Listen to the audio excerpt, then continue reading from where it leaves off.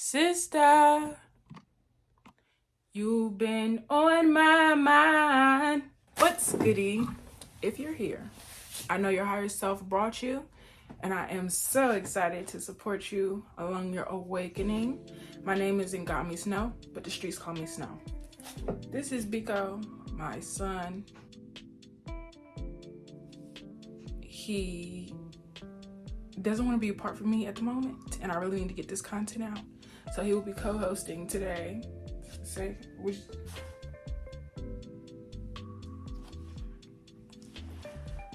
Let's get started.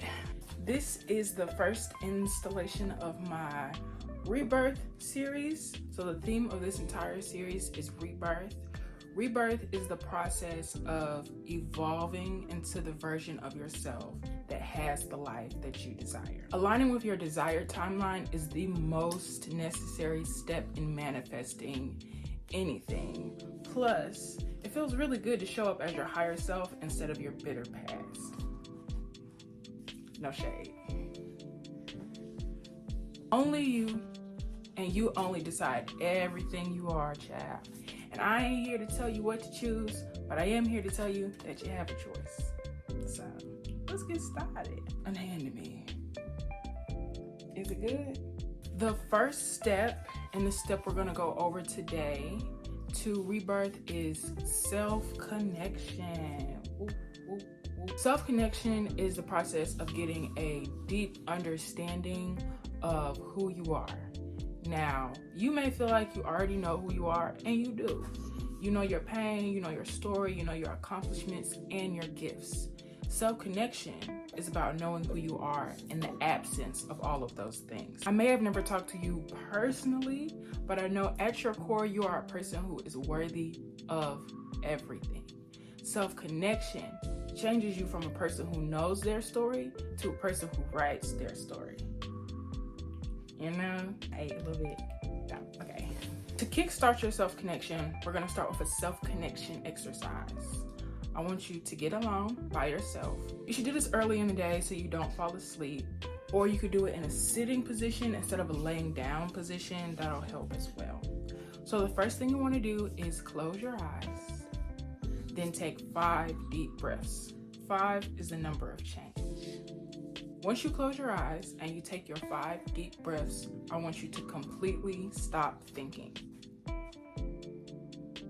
It's harder than it sounds and it's easier than it feels, I promise.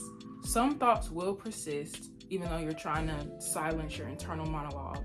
Some thoughts will persist, and this is completely normal. It doesn't mean you're doing it wrong. It doesn't mean you can't do it. When these thoughts come into your head, just silence them.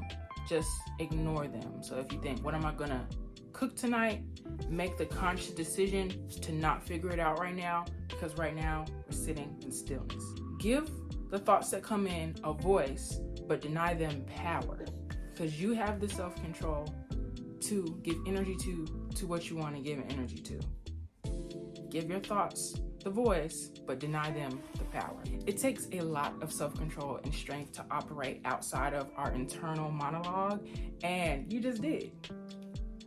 And now that you have the ability to do so at any time. And the more that you do this, the easier it will be to just turn your thoughts off. Congratulations, shorty. You just took your power back. What we just practiced is called meditation. Yeah. When I meditate, I like to listen to meditation music or rain sounds, but you can also do it in silence. I find that focusing on the music helps me tune out my thoughts more. If you need a playlist of some things to listen to while you meditate, I created one and it's in the description box. Your thoughts create your reality. And now that you have control over what you think, you can think thoughts and give energy to thoughts that create the reality that you want. So now, how do you determine which thoughts create the reality that you want? I'll tell you about that next week. In the meantime, no. Every night, write a list of everything you're grateful for. Everything. So grateful to have water to shower, grateful for having a place to rest, for gas in your car, even if it's not Even if you're running low on gas, there's gas in there, you know. Write everything that you have to be grateful for, and most importantly, write everything that you're grateful to yourself for. You're grateful for pushing through another day. You're grateful for not letting this phase you. You're grateful for feeding yourself, cleansing yourself. Doing this every night will train your brain to look for the good in every situation and prioritize that mentally over what you don't like about a situation. Thoughts create reality, so if you think good, if you think you're blessed, you will be blessed, and you are blessed. Here are the key takeaway points from this video. These are things that are very important to remember. 1, every negative thought you have about yourself and your circumstance is not true. 2, fear poisons fortune.